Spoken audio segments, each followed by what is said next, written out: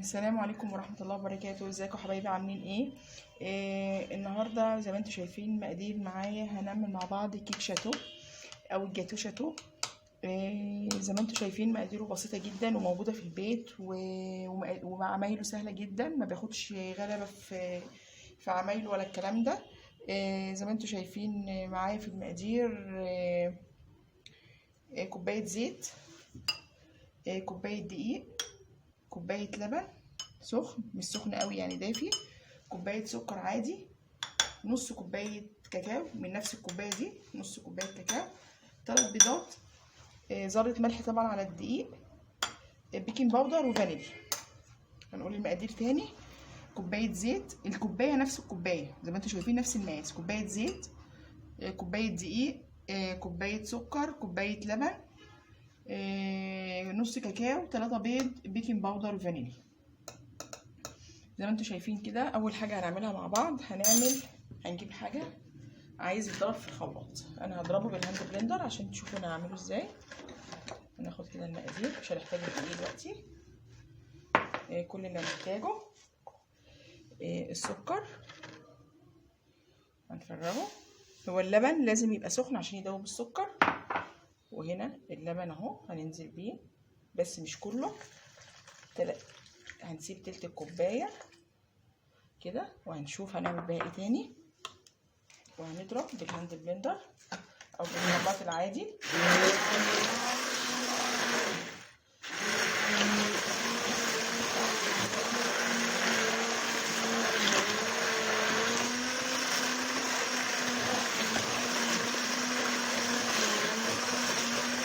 كده بندوب السكر في اللبن خالص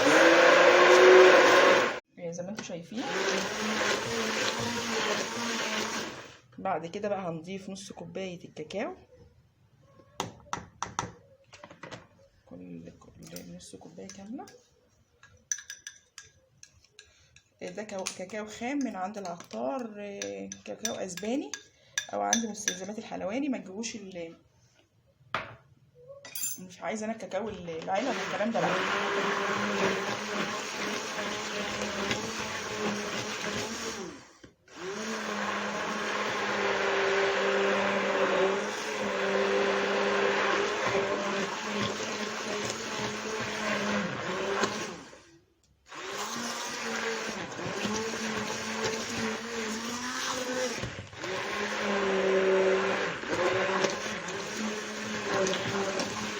بندوب الكاكاو والسكر قوي مع اللبن.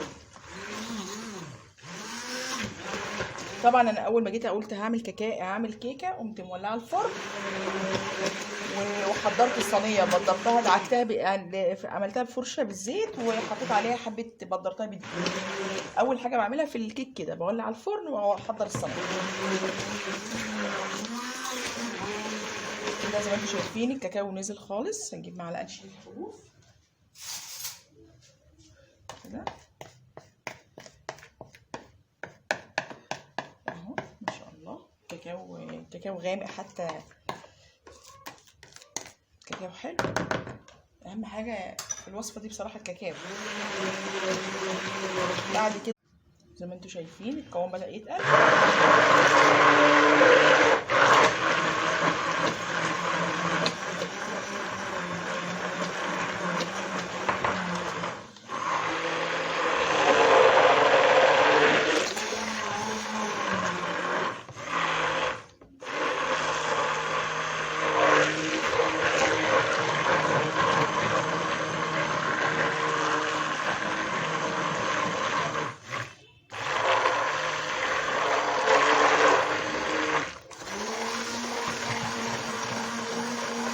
يا رب تكون الصورة واضحة لكم. هو بدأ خلاص ما شاء الله.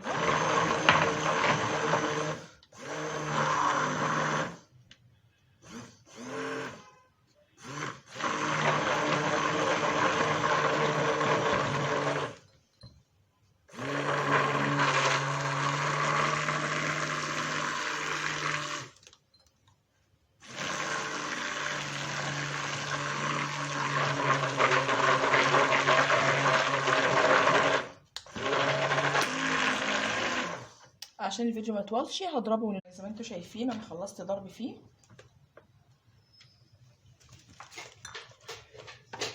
ولازم يتضرب كتير كده.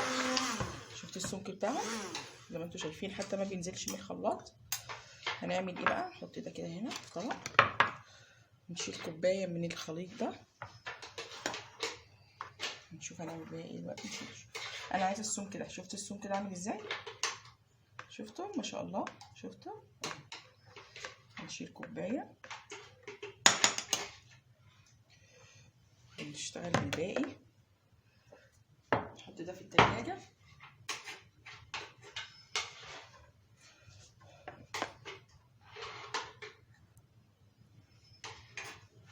رجعت لكم تاني. زي ما انتم شفتوا انا عندي الكوبايه اللي انا نقصتها من الشوكولاته، اللي هي كوبايه الدقيق، كوبايه السكر وكوبايه اللبن السخنه، وتلات ارباع كوبايه لبن وكوبايه زيت وكوبايه سكر ونص كوبايه كاكاو. هنعمل ايه بقى؟ هنحط بقيه اللبن اللي هو التلت كوبايه اللي انا قلت لكم عليه، ما تسيبوه، مش الكوبايه كلها. وننزل بالبيضه بيضه بيض، يبقى فانيليا على طول. دي فانيليا زي ما انتم شايفين، لانها فانيليا شديده شويه كده اهو.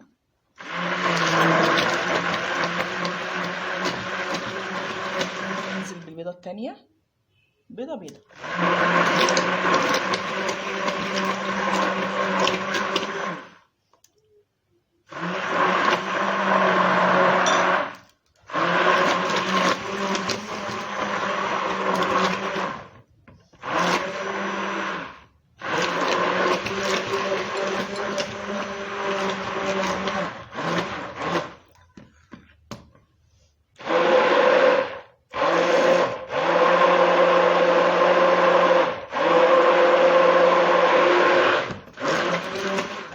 طبعا ده احنا هنقطعه زي الجاتوه كده، فاحنا عايزين صينيه مستطيله.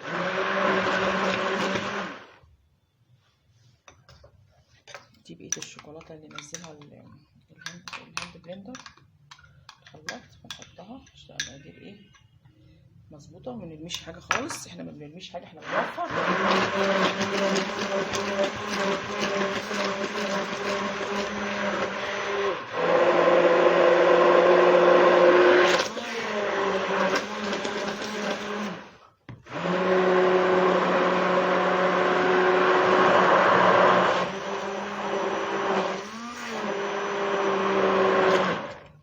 لازم نضربه كويس عشان البيض.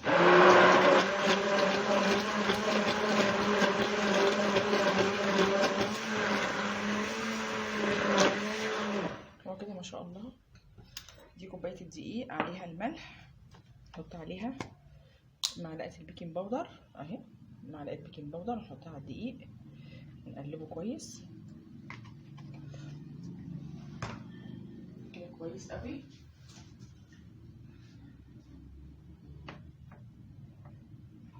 لازم الدقيق يكون منخول يا جماعه عشان خاطر يدخل هواء يبقى الكيكه مفرغه كده وحلوه اهو.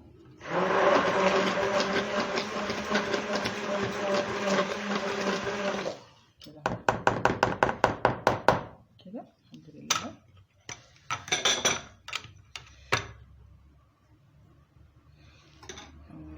هعمل الدقيق بقى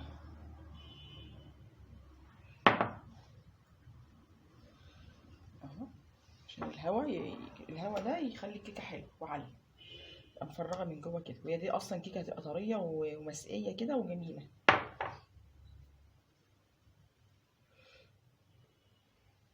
هنخليها الكيكه رطبه كده، ساقيينها بقى، وهتبقى فظيعه ان شاء الله ان شاء الله يعني.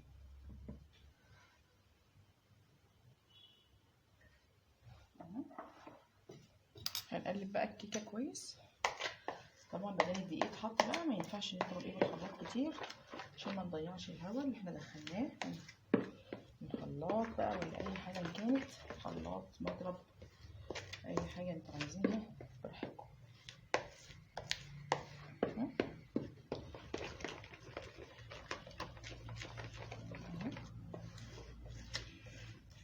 العجينه مفيش فيها دقيق خالص. ما شاء الله ان شاء الله هتطلع جميله وهتعجبكم قوي قوي. جربوها بس بالمقادير دي مظبوطه. عملنا ايه؟ كوبايه دقيق، كوبايه سكر، كوبايه لبن، كله بنفس الكوبايه، 3 وكوبايه زيت، نص كوبايه كاكاو، 3 بيضات. عملنا ايه في الاول؟ عملنا كوبايه اللبن، نقصنا منها حبه صغيرين سيبناهم، وقمنا عاملين حطينا كوبايه السكر و3/4 كوبايه اللبن، لا عايزه لبن سخن، وضربناهم كويس لحد ما السكر باش كده ساق ما عادش فيه مخرز، وقمنا نازلين بكوبايه الزيت حبه حبه والكاكاو لحد ما بقت الكريمه تقيله كده. خلاص كده بقت خلاص. هنضربها مره كده اهو.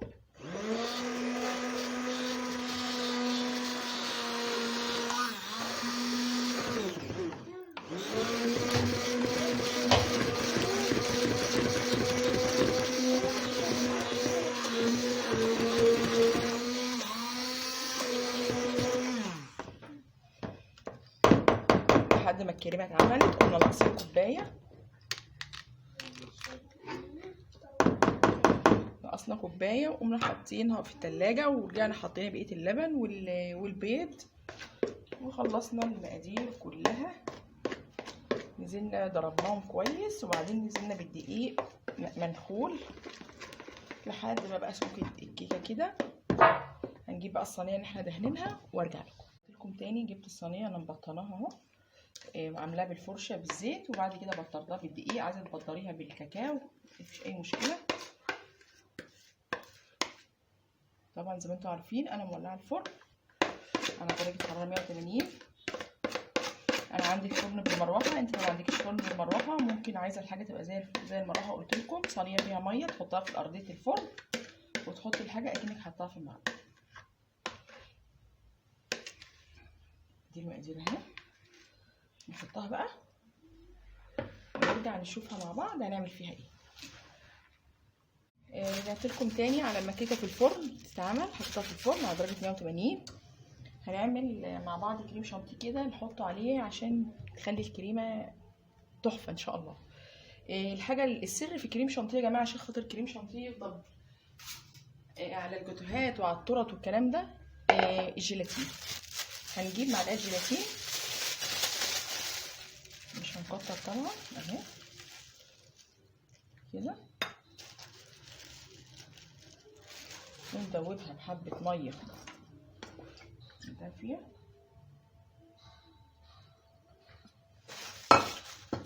وندوبها كده اهو.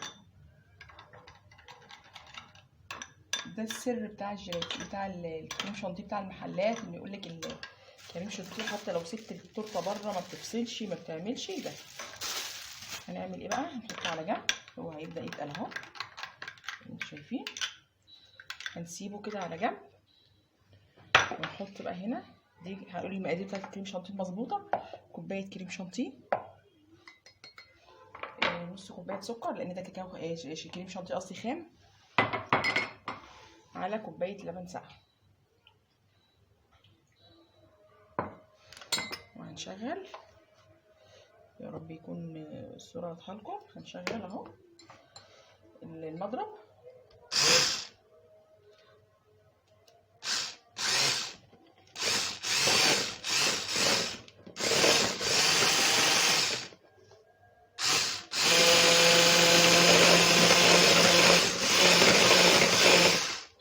انا هضربه وارجع عشان خاطر البهدله اللي احنا نبقى فيها. رجعت لكم تاني يا جماعه. شفتوا زي ما انتم شايفين سمكها عامل ازاي. انا حطيت لها معلقتين كاكاو لان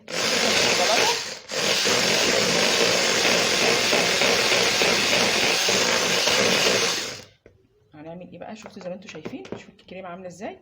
عشان انا ماشيه بالمقادير صح، اللي هي كوبايه الكريم شانتيه الخام على كوبايه اللبن المتلج هو اللي بيخلي الكريمه حلوه، ونص كوبايه سكر.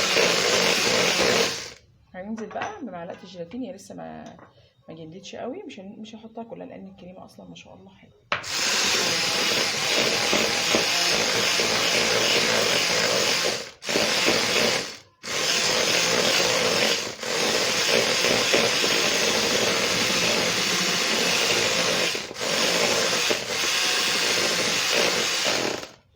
دي بقى تزوقي بيها تعملي بقى اي حاجه عمرها ما مش هتفك ابدا.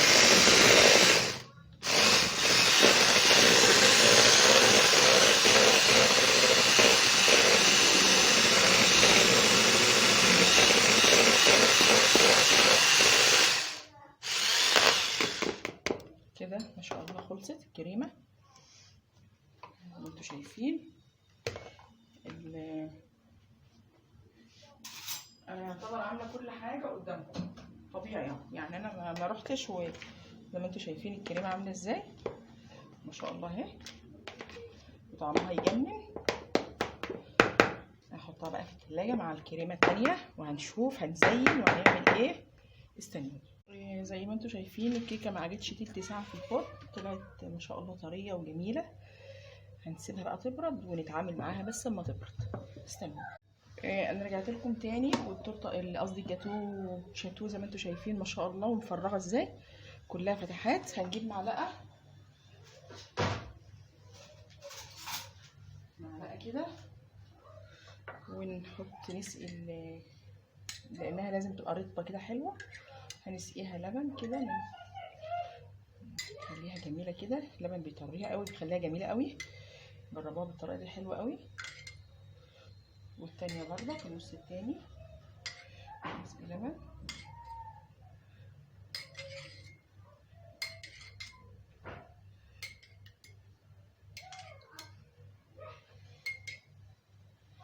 اهو كلها كده.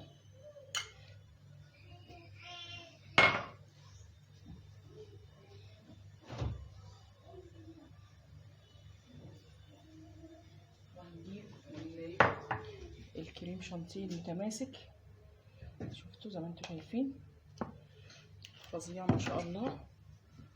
وهنفرد بقى بطبقه الكريمه هنا. التورته الكيكه مفرغه خالص. الله اكبر على الجمال ما شاء الله ما شاء الله. تحفه تحفه. من كتر طراوتها بتتفرفت والله، من كتر طراوتها بتتفرفت. طبعا لو عندي بقى انا بحب اعملها لما بيكون عندي فراوله، بحط عليها قطع فراوله بتبقى التورته مسكره والفراوله مزه، بحشيها من جوه فراوله طرنشات كده بتبقى جميله قوي.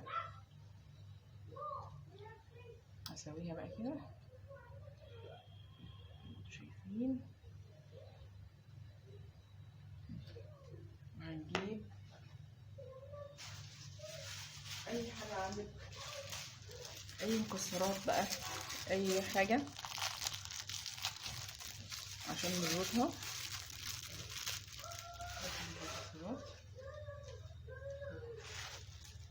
بندق ورز وكده نظبطها بقى. انا بقى هظبطها كده وهظبط الكريمه عليها واحط عليها النص التاني ونرجع نشوف هنعمل. شايفين انا حطيت الوشين على بعض ودهنتها لبن، حطيت عليها لبن عشان اغطيها بس الفيديو فصل. هننزل بقى بالكريمه. الله عليكي وعلى جمالك. شوف سمكها ولمعتها، شوف اللمعه بتاعتها عامله ازاي ما شاء الله اهي. نحط بقى الكريمه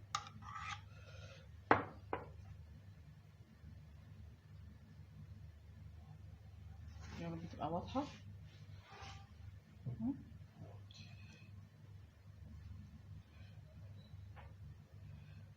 نظبطها بقى ونشيل الحروف.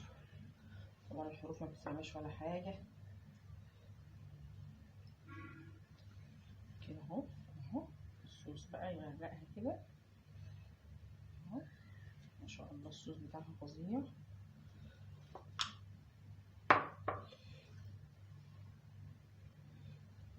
مقاديره بسيطه جدا وسهله جدا. هنزوقه بقى لسه. نحط كمان من الصوص اهوت، اللي عايز صوص اكتر يحط. انا بقى هظبطها كده ونشوفها مع بعض. زي ما انتوا شايفين قطع الشاتو طلعت ما شاء الله جميلة. الشوكولاتة سايحة جدا بتشر من كل حتة. مقاديرها مظبوطة جدا اهو زي ما انتوا شايفين. انا عملت الطبقين دول ولسه الباقي طبعا هنزوقه لسه. اهو كمية ما شاء الله اهو.